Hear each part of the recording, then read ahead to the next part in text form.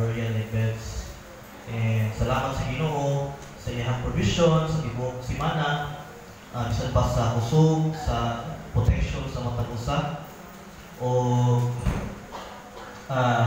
this is our second Sunday sa pag-isgot sa atong emphasis for this month in everything give thanks. No, November second Sunday. And ang title sa ato ang sermon karon is the attitude of gratitude. So,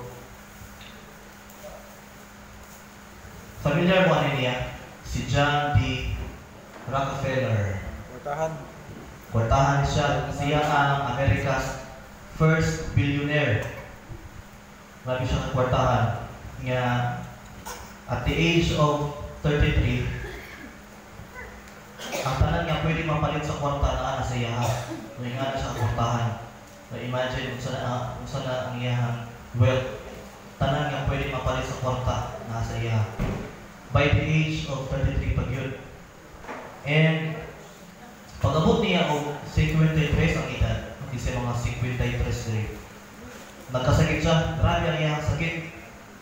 O niya, tungkol sa iyang balatian, maglisod siya o ganang kaon. O niya ni unang doktor sa iyang di na siya magdugay. Nga nakalala niya sakit.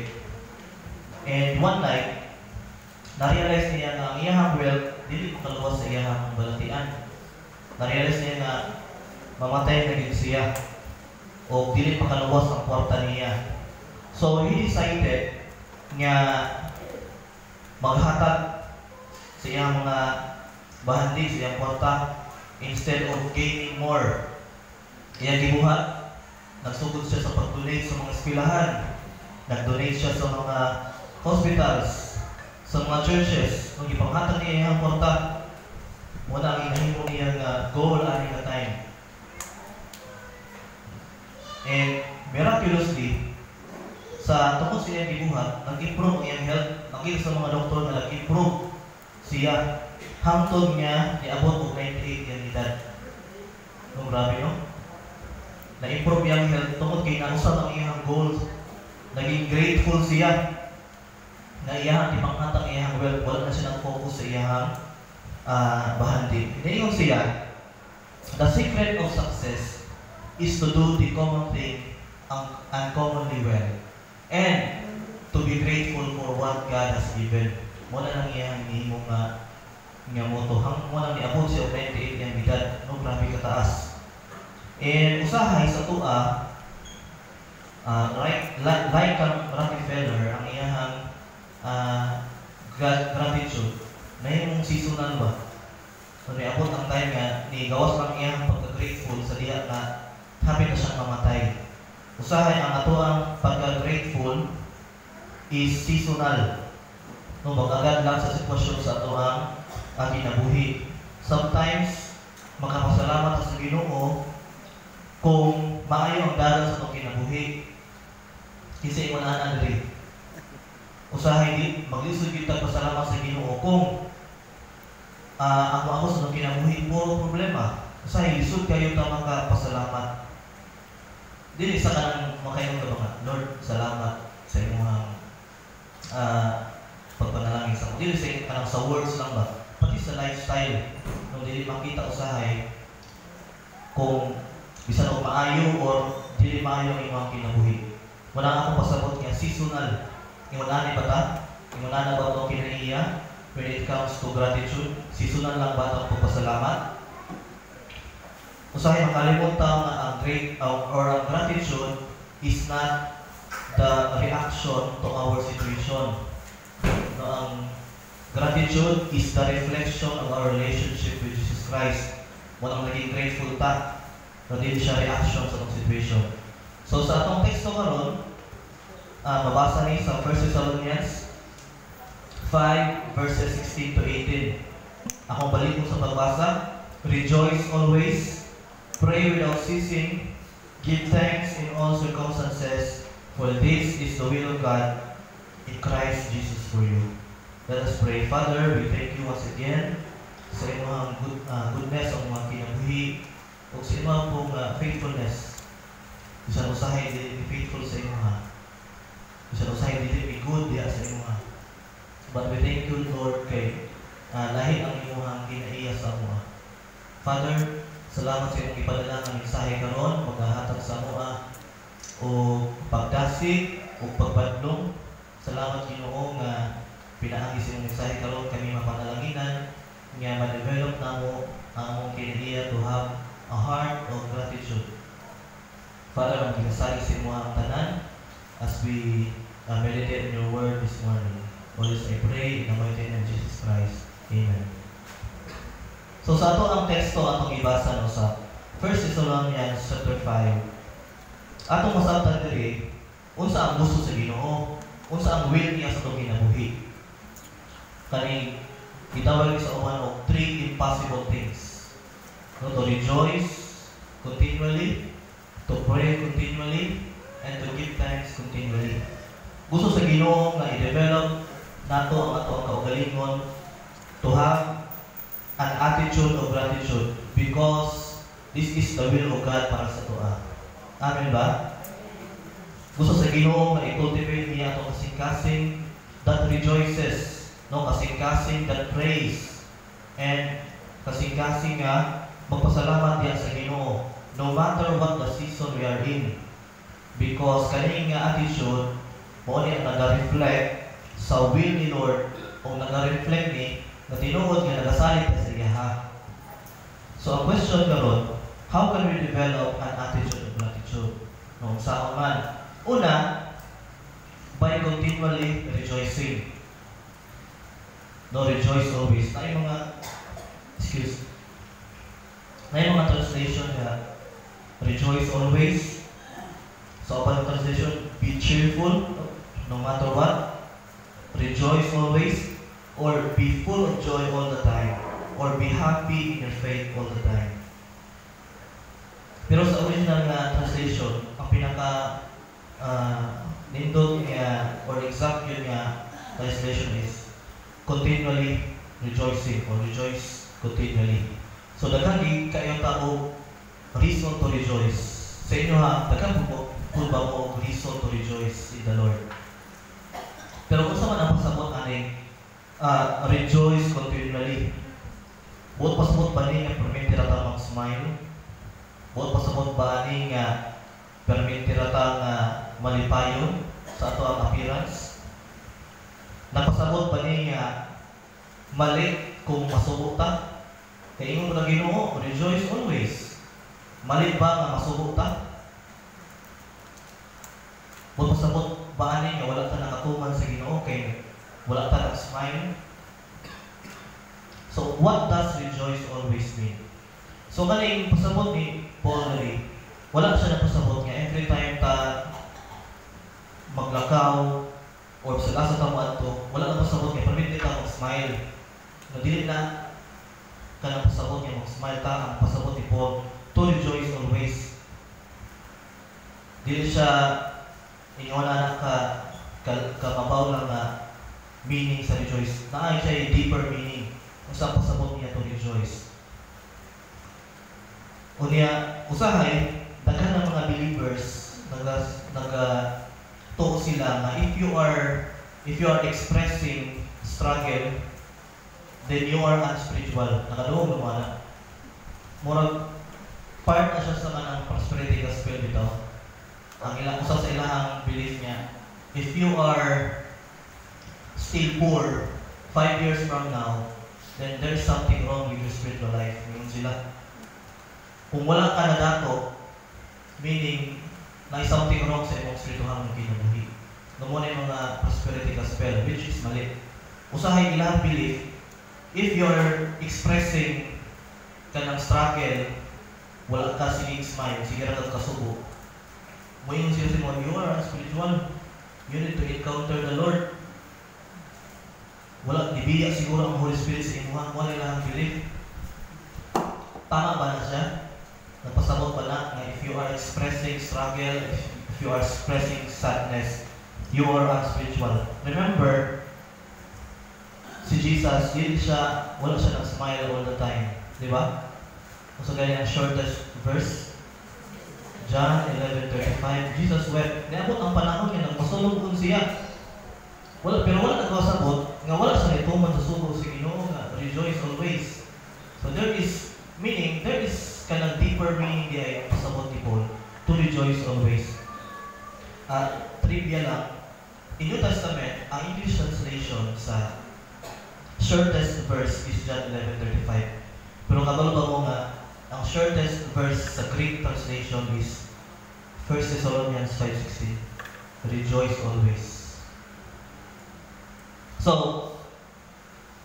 si Jesus Christ, na pa yung mga panahon niya, sa panahon niya mag-pray siya, maghilak siya, no, labi na sa Garden of Gethsemane.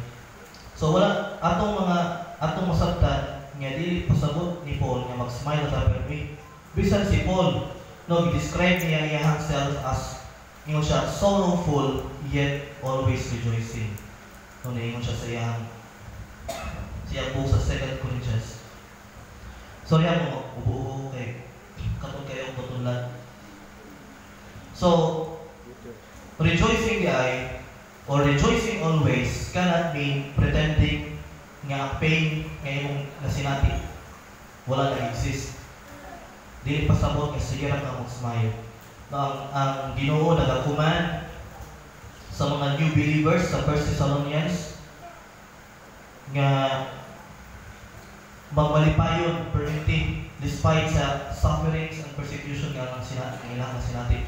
Kaning 1 Thessalonians mong kay kung mabasa niyo sa first chapter, nakapalo mga people ani kay Bible survey sa 1 Thessalonians. I-comment ni Paul ang ilang faith. Kaya bisan og nibiya na sila Paul, nagpadayon nga mainito sila sa pagpangalagad sa Ginoo. Unya, despite sa ilahang persecution, no, kanang externally and internally, kay na-may na-experience sila ng persecution tungkol sa ilang pagkristohanon, no, persecute sila sa mga Jewish. Nya sila manggod, nahimo na silang Jewish Christian, no, nanay kalahian. Unya, internally, tungkol kay nag-struggle sila, usa sa problema sa 1 Thessalonians, kay nabalakas silang kauban ang mga namatay. Kay ang ilang una-una, pag mabalik ang Ginoo, dili sila maapil. No, ang ilang struggle sila, mali nilang mindset about the hope of resurrection. Munang ginasultihan sila ni Paul na pagpadayon mo. Ang Thessalonian church, they are already rejoicing. But gina-encourage sila ni Paul nga to rejoice continually. Padayon ang inyong malipayon diya sa Ginoo. So, rejoicing is not based on feelings, but it is based on obedience. Unya, si Paul, aning nga time, napriso siya. Unya, naingon siya, paglipay mo sa Ginoo, always. Kung ikaw nga taga-Thessalonian ka, niya mabasa ka ato, nausa ka si Paul. Sa may nagdasig sa mga malipayon, na si Paul manggana ang napriso karon. Bisan o lisod ang sitwasyon ni Paul aning nga time, nag-ingon siya sa mga Thessalonian believers to continue rejoicing. Ingani dapat ang kinaiya sa mga Kristohanon, bisan naglisod. Dili lang siya kaugalingon mag-rejoice, kundi may po siya magdadasig sa mga tao to rejoice in the Lord. Nung ingon ani ba itong kinaiya po? Basin o sa panahon nga nag-struggle ta, makaangin nun ta sa uban nga dili po sila mag-rejoice. Kung gusto sa Ginoo, bisan maglisod man ka, dili lang ka mag-rejoice sa imo personally, but mahimo po kang blessing sa uban, nga ikaw mo dasig sa uban to rejoice in the Lord. No, kanang kanta bitaw nga, the joy of the Lord is my strength. Di ba nakakanta ta na? Pero nakasabot ba ta ang kanta? The joy of the Lord is my strength. Di mo ano balita? Smile po mo. Murang mo, wala nalipay sa Ginoo, pero mabawal na siya ng meaning. Ang pasabot, joy in the Lord, kanang bisan o nagproblema ka, pero naang gihapon kay strength to serve the Lord. Nagyan kay joy to serve the Lord. Dili pasabot nga sige ra kag smile. Secondary na siya. Ang primary nga purpose ni Apostle Paul, nagalasig siya sa mga Kristohanon nga malipay despite or mangalagad sa Ginoo despite sa kalisod. Ako gani nagpadayon ko sa pagsangyaw sa ako sa Kristohan. Kamo pod unta nga wala mo na priso. Mas lisod ang sitwasyon. Dapat mas mag-rejoice mo. Kaya wala ko sa mong sitwasyon. Imuna na ang pasabot ni Apostle Paul. Excuse. So, rejoice in the Lord always. No, nag-remind nga sa ato that joy comes in the Lord. Dili siya nag-aagad sa atong mga circumstances. For example, si Paul at si Silas, naka-remember ta silang sitwasyon? Di ba, gidakop sila? Unya, gipriso.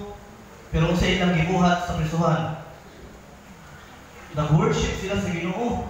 No, nanganta sila. Kung sila gikanta, mga himno. While in prison, Acts chapter 16:25. Meaning, ang ilahang joy di ay walang nagbase sa ilahang freedom, sa ilang sitwasyon, kundi nagabase sa ilahang faith in the Lord. Nung muna pasabot sa the joy of the Lord is my strength. Yeah, we can still praise God even if di maayo ang sitwasyon. Nung muna ang meaning, isa man sa inha diri karon ang nasa sitwasyon nga mura buhat. Salamat sa Ginoo nga naata karon, meaning we are rejoicing in the Lord. No, kay nagadasig ta or nagadasig punta sa atong mga kaubanan, pinagi sa atong presensya nga magkayusa ta sa pagsimba sa Ginoo. Muna ang pasabot sa rejoice in the Lord because He is the source of our strength. So, how can we develop a habit of rejoicing always? No, saan pa nato? Una is to focus daily on your riches in Christ. Naba mo yung riches in Christ? Amen. Sa kalibutan, we are not rich, di ba? Dili ta makaingon nga rich na ta tungod kay dili man ta mga milyonaryo or bilyonaryo. Pero in the Lord, nakatay mga riches. Kung sa man ang riches, wala ko ikutan nila, pero nasa Ephesians chapter 1 verses 13 to 14. Kung namoy notes. Ephesians chapter 1, 13 to 14. Isulti din ni Paul ang ato ang riches in Christ. Kung sa man siya, usa sa mga riches natin in Christ, we are chosen. Nung ipilita sa Ginoo, sa diha nga nituo ta sa Ginoo, ato siyang gidawat as our Lord and Savior, iya tang gipili. And then iya tang gi-redeem from condemnation to salvation. Sunod, we are forgiven. Gipasayo atong sala. Dili ang mga past nga sala, pati ang karon nga sala o ang future nga mga sala. Gipasayo sa Ginoo. We have been adopted. Ang kaluwasan para mamantala to sa mga Israelites. Pero gi-extend sa Ginoo tungkol sa iyang grasya sa ato ang mga Hintil. So we have been adopted. In Ephesians 1:13, gisilihan ta with the Holy Spirit. Muna ang atong riches in Christ. Muna dapat ang mag-encourage sa ato, mag-focus sa ato nga maghatag sa pagkadasig to rejoice in the Lord because of our riches in Christ. Kung tanan nga kamatuoran mo at outweigh bitaw sa ato ang mga temporary nga mga riches dito sa kalibutan. No, mas labaw pa ni sa tanan nga mga riches nga itong makita sa kalibutan. Ikaduha, walk in the Spirit. No, ang joy is His fruit. No, fruit is sa Holy Spirit. Sa dihan nga musabita sa Ginoo, sa iyang control, sa iyang pagka-sovereign, gina-cultivate niya ang ato ang joy, na naatay magkaroon tag lasting joy. Muna nga, usa sa mga pamaagi to develop a habit of rejoicing always is to walk in the Spirit. Meaning, magpasubmit sa Holy Spirit. Siya ang mag-command, mag-drive sa itong kinabuhi. Next is sing to the Lord. Kani pinaka-simple to develop a habit of rejoicing. Na-mention akong gaina nga ang rejoicing o ang praising in the Lord, mag-uban gina sila duha. sa mga panahon nga alam bitaw ma-discourage bitaw ka, maka feel ka kanang nabugnaw ka, ang akong ma-advise sa imuha is to worship the Lord through song. Usay kanang maminaw na ka ba? Usay nga wala na akong ginabuhat. Kaya nga naling pagkanta mangod, pagdayo sa Ginoo, maka-shift sa ato ang focus sa atong problema ngadto sa pagkamaayo sa Ginoo. Ang ganahan kayo sa mga kanta ni Don Moen o ni Chris Tomlin, wala akong kasagaran din pinapaminawan Don Moen o Chris Tomlin. Kaya nindot kayo, aside sa nindot ang ilang pagka-arrange sa kanta, nindot ang tono sa ilang kanta, biblically sound po ang ilang lyrics. So, muna ko ang ikatulong na advice, how can we develop a habit of rejoicing is to sing to the Lord. Kanang joy mong God, mag-cultivate na to ang joy in the Lord if magsigitag tayo sa iyaha. So, the joy of the Lord is our strength to worship Him. So, gusto sa Ginoo di ay, atong masabtan diri, nga no matter unsang season sa imong kinabuhi, success man or struggle, gusto sa Ginoo nga maglipay ta sa iyaha. Kanunay, no rejoicing is an act of trust. Nga mura kang nagasulti ba, God, you are still good sa akong kinabuhi. Muna ang imong ginapakita sa Ginoo. So it is a choice, conscious choice nimo to find contentment diha sa Ginoo sa mga panahon nga mag-rejoice ka sa iya through worshiping Him. Ikaduha, by continually praying. Verse 17, pray without ceasing. Or sa open version, never stop praying. Or pray all the time. Kung sa may pasabot aning pray all the time. Or pag-ampo sa walay hunong. Nagpasabot ba niya, sige na pray every minute. Kada oras, sige na pray. Kung ba niya pasabot ani? Obviously, dili, no? Dili kada minuto mag-pray ka. Dili siya pwede pasabot ng ani. I don't think si Paul nagapasabot nga we need to pray every minute or every hour sa itong kinabuhi. So na yung pasabot ani. Instead, ang pasabot ni Paul ani is we should not give up on prayer. Dili ta mo give up sa pagampo. As long as dili ta mo give up sa pagampo, then we are praying without ceasing. Dili pasabot nga mag-ampo kanunay kada minuto or kada oras. In other words, bisan og walay kana bitaw naka-experience mo na mag-ampo mo, dugay na kay panahon sige mag-ampo, pero murag wala magyapon resulta. Pero wala gyapon mo ni sa pag-ampo. Mo ni pasabot to pray without ceasing or never stop praying. Mo ni ko pasabot nga na even when may mga panahon nga you don't want to pray, kung sisuko sa Ginoo, keep on praying. Keep praying without ceasing. Usa sa akong mga gina-pray, ako lang i-share sa inyo. Dugay ako sige pray nga maluwas ako ang papa. Muna akong prayer. Dugay na kayo panahon ng karon. Nako po sa point nga nakaingon ko ba nga, Lord, dugayin akong kaayo. Basin, dili yun mo itupod yung maluwas siya. Pero yung pulong nga, ayaw makas ng tao. So, malit siya. Dugay na panahon. Na yung mga panahon po, ginabot nga, nihulong ko ang po. Nga, Lord, mula gikapoy ko ba? Naka-experience mo, anak, nagapoy na ang po. Nanihulong na ang po. Kaya wala may tubag ang Ginoo. Pero para sa ko, encourage ko ayo na, ayaw pagpunong pag-ampo. Para sa papa, samtang buhay pa na siya, napilig siya paglaong nga maluwas siya. Muna nga, hindi ko munong pag-ampo siya, even if wala answer si God. Kaya, nagsaling ko siya nga, He is in control sa mga kinabuhi. So, muna pasabot nga, keep on praying or continually praying. Bisan ko, walay katubagan ng Ginoo or usahay, dili ka ganahan mag-ampo, tapulan ka mag-ampo. Ang gusto sa Ginoo ngayong buhaton is to keep on praying. So, daghan mga prayers nga natubag, daghan po mga prayers nga wala po yung katubagan ng Ginoo. So, naka-remember mo sa illustration of Jesus Christ, naingon siya, katong na daw or na tao na siya friend, iyang kyato, tumatong sa gabi. Nanuktok siya para mangayo upan.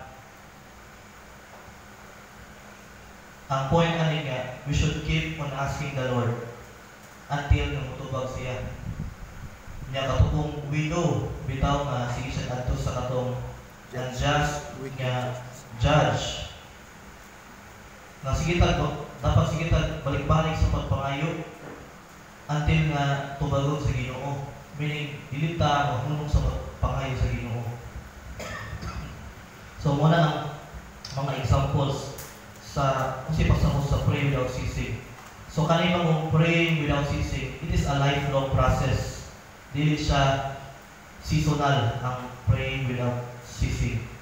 So unsa man pag-develop og habit of praying without ceasing. First, according sa book ni Paul Miller, tingnan siya na, know that you can do life on your own. Kailangan mo ma-recognize na kay need to depend on the Lord on every situation. Dapat makabalo ka na maka-recognize ka nga wala kay mahimo sa imong maugalingon lang. You need to ask the Lord to pray sa Ginoo. Kaya ang praying magod mo ni ang language of trusting in the Lord. No, praying is the language of trusting in the Lord. Meaning nagadepende ka, nagasali ka sa iyaha para sa imong mga prayer concerns. So, second,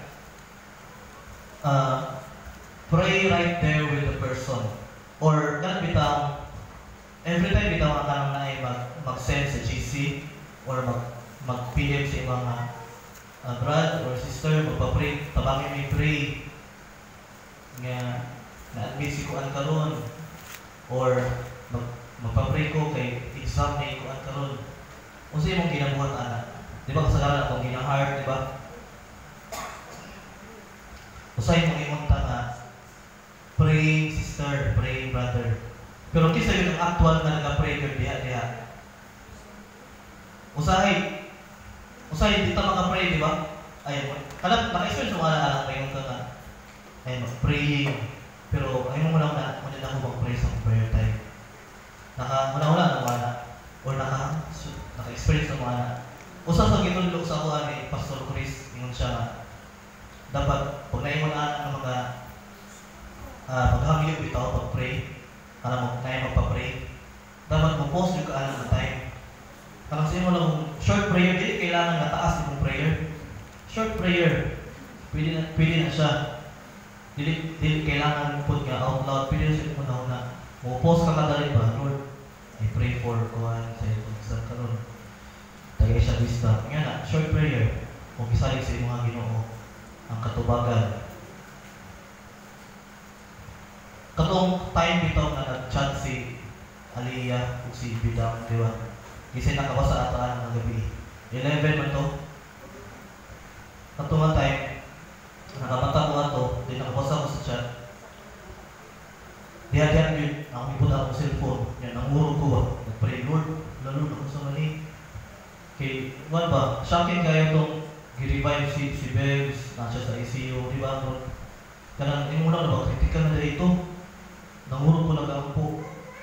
So, yung mga to pray right there or kanang kung personal, pili, nakita niyo nga, nag-struggle siya, pili ka mo approach siya. Can I pray for you? Ano ba? Let's pray. Pili na siya. Or, ang ginabuhat sa upan, kanang mag-send sila o kanang short prayer sa ilahang ang buwan.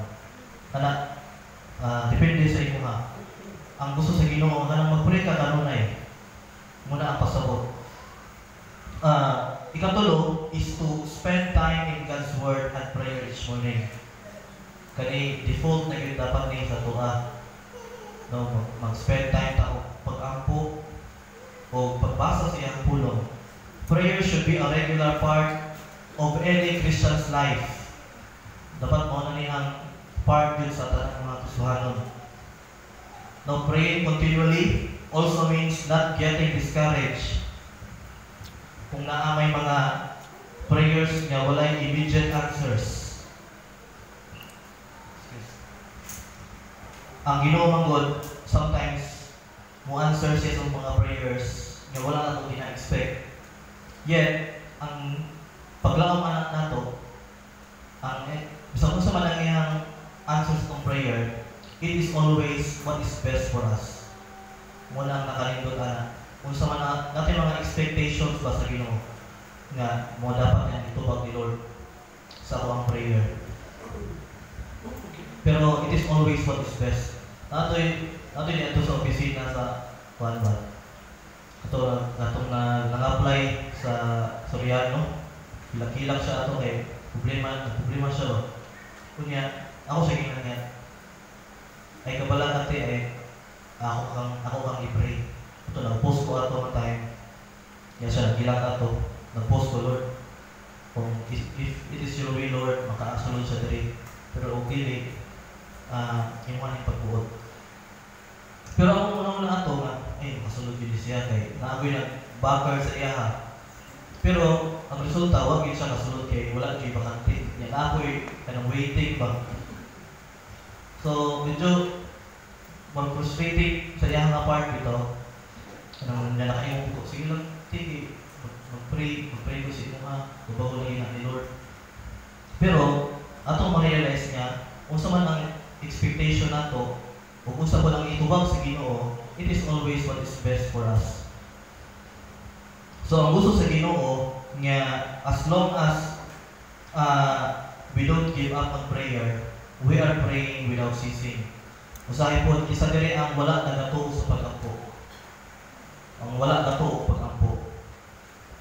So, meaning, kita tara na nato sa pag-ampo, no? So, dapat maapil ta mga permitting. Kaya nato mga pag-ampo. Dapat maapil ta mga prayer cell. So, ako na encouragement sa ito nga maapil ta. Kay, dili lang man usahay ang pag-apil ng prayer aside sa para ni sa ato o para sa Ginoo. Dapat ni impact bitaw sa uban. Kanang nag-attend bitaw ka, makahatag ni impact po sa uban, encouragement. Labi na sa mga pastors na makita niya na or daghan ang nag-apil ng prayer meeting. Makahatag ni kadasig sa mga pastors nga mas mo padayon, mas magmalikod sa pag-ampo, mas mag-pray sa church tungod kay nakita niya ang kadasig sa mga kaubanan ng simbahan. So muna ako ang mag-encourage sa to attend prayer meetings. Ang prayer meeting dili ni pagtigulang ha, pangmatanong po din pati yung people. Usahay, ito muna na pagtigulang naman yung na lang ginakanta. So dili siya yung mga para ni sa tanan. Ikatulo, katapusan, how can we develop an attitude of gratitude is by continually giving thanks. Verse 18, yung diri, give thanks in all circumstances, or be thankful, whatever the circumstances may be. So, ang pasalamat sa Ginoo is showing gratitude sa mga butang naghihimo sa Ginoo para sa tuwa. Mag-agree ba mo? No, giving thanks is showing gratitude for the things that God has done. Similar sa atong pag-rejoice always, ang atong pagpasalamat sa Ginoo comes from the riches in Christ.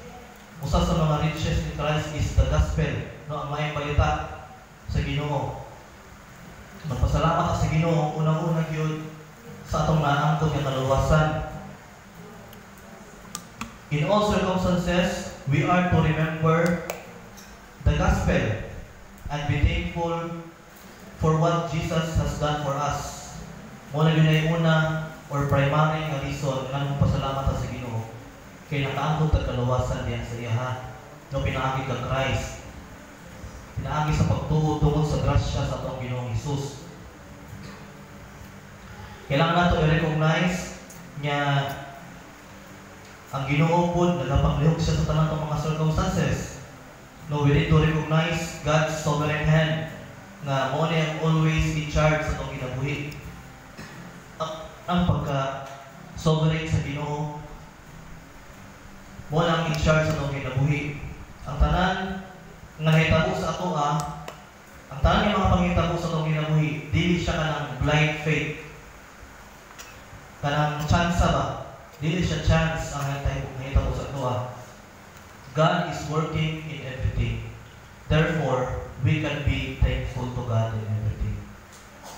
Ako balikon, God is working in everything. Therefore, we can be thankful to God in everything. Pili tayo magpasalamat sa Ginoo sa atong mga afflictions, sa atong mga struggles. Pwede ba na buhaton? Ang Ginoo nagasulti sa tanan God, sa tanan ng mga circumstansya. Meaning, walay pili. Dili necessary may nga magpasalamat. Excuse.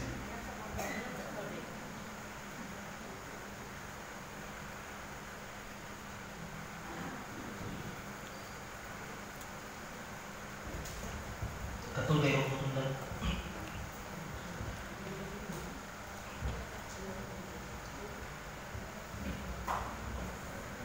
Dili necessarily magpasalamat ka sa tanang butang bitaw. Tanang mag-gets ko ani, dili necessarily nga pasalamat ka sa tanang butang. Kundi magpasalamat ka sa tanang circumstansya. Kaya naay mo ko'y mga dili maayo nga mahitabo sa itong kinabuhi. Usahay kanang murag sa rin murag di ka kasabot ba sa mga pakitabo ng mamatayan at mga mahal sa kinabuhi, mawalan ng trabaho, di ta makapasar sa exam, or kanang mabangkrap atong mga negosyo. Dili necessarily nga Lord, salamat kay nabangkrap ang among negosyo. Kundi Lord, salamat kay kanang nabangkrap ang among negosyo, you are still providing for us. Kana Lord, bisan ko wala ko nakapasar sa exam, but I know that you still have plan para sa kuha. No, in all circumstances, dili mo po siya kuha ka ng wala siya sense ng Lord, salamat kay nabagsak ko. Good. Walang incomplete mo siya nga sentence. Lord, salamat sa nabagsak ko, Lord. I know nga na kay mas better na plan para sa kuha.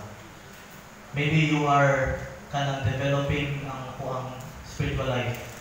Maybe gusto nimo nga mas i-trust pataka sa akong kinabuhi. No, na yung mga mga pakita ko sa tuwa. Now, we can still be thankful God sa Ginoo, knowing God works all things together for our good. Dapat atong nabutan. A thankful attitude always comes from knowing that we are undeserving. Kaya ang tanan nga nasa ato wala din ito na-deserve.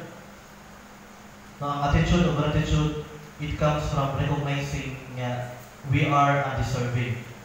Kaya dili man ta, wala yung tao na pwede mong claim nga I am a self-made man or I am a self-made woman.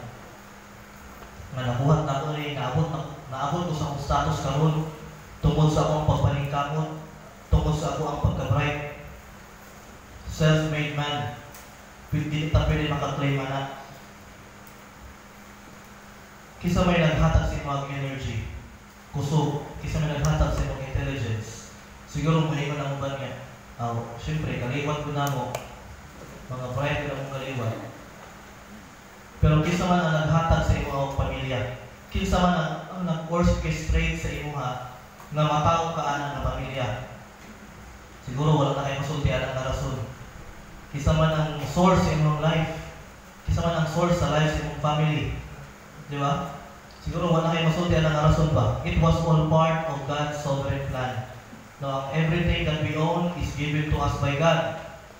Mo lang walay rason nga dito makapasalamat sa Ginoo. We should be constantly reminded nga natakot sa kalibutan nga wala tayo dala.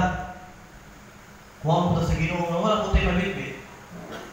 No, from dust we are created and we are able and to dust we shall return. Ang tanan nga naa sa atoa is given to us by God.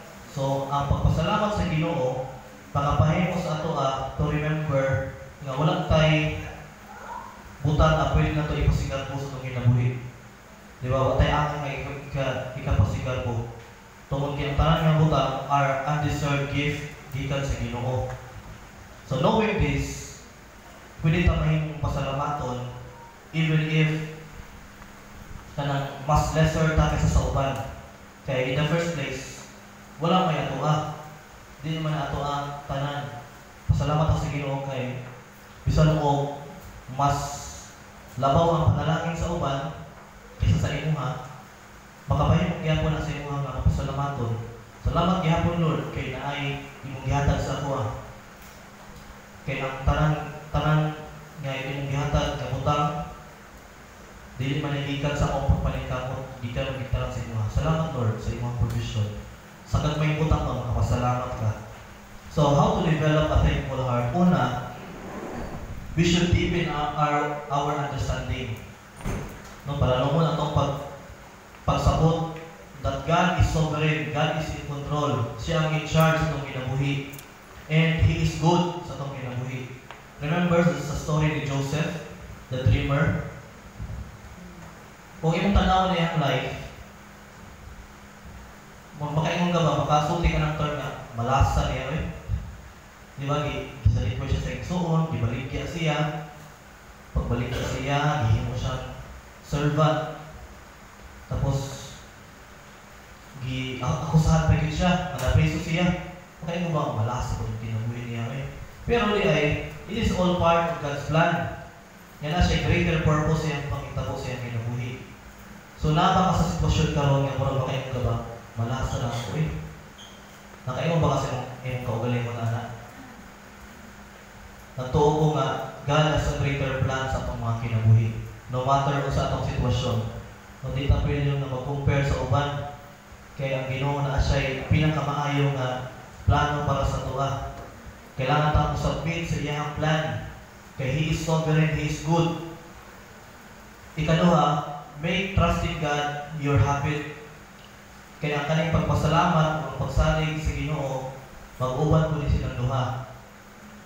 Ang Israelites, sige sila o reklamo sa Ginoo, bisan o sige sila o inahatagan o provision ni Lord.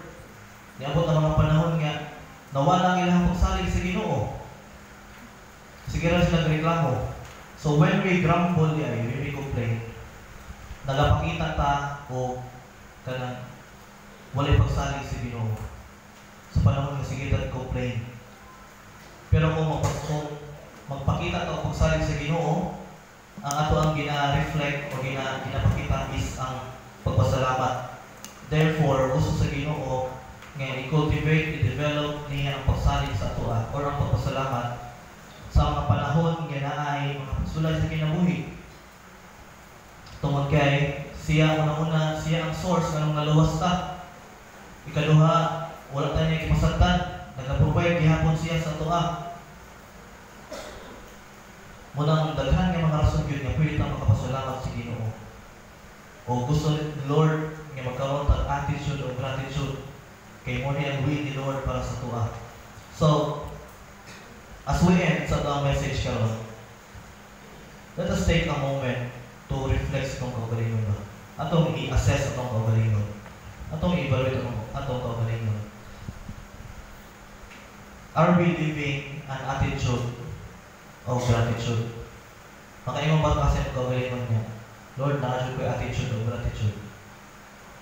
Or basin, ginaalaw na to ang mga circumstances sa kinabuhi to steal our joy.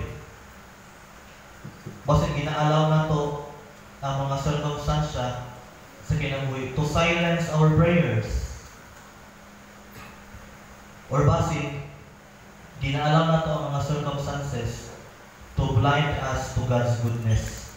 Di na ito makita ang pagkamayo sa Ginoo ba tungkol sa circumstance. Di na ako ma-imagine ang sitwasyon sa mga tao sa Cebu katong nabahaan ba. Can they still see God as good? As a good God? Ano ba? Pero kung naatay ko attitude of gratitude, we can still rejoice in the Lord. Even if sorrow sa itong kasing-kasing. We can still pray to the Lord even if we don't want to pray. we can still give thanks to the Lord even if di maayo atong sitwasyon. Tungod kay mo na gusto ni Lord sa to have an attitude of gratitude. Evaluate imong kaugalingon, lipay ra ba ka sa Ginoo when life is comfortable? Makaingon ba kasi imong kaugalingon, anak?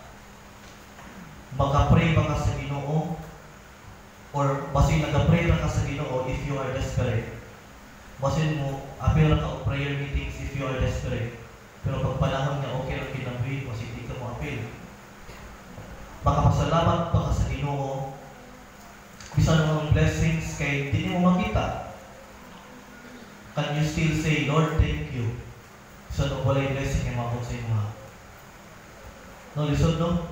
Pero mo na yung will ni Lord sa atua.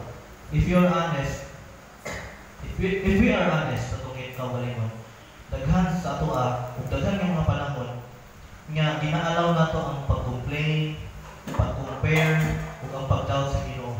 Mabisan ako na yung mga panahon nga, niabot sa akong life kaya ito nga, mag-complain ko sa Ginoo, mag-doubt ko sa kang Lord. Lord, namin kay plano sa akong kinabuhi, sa akong pamilya.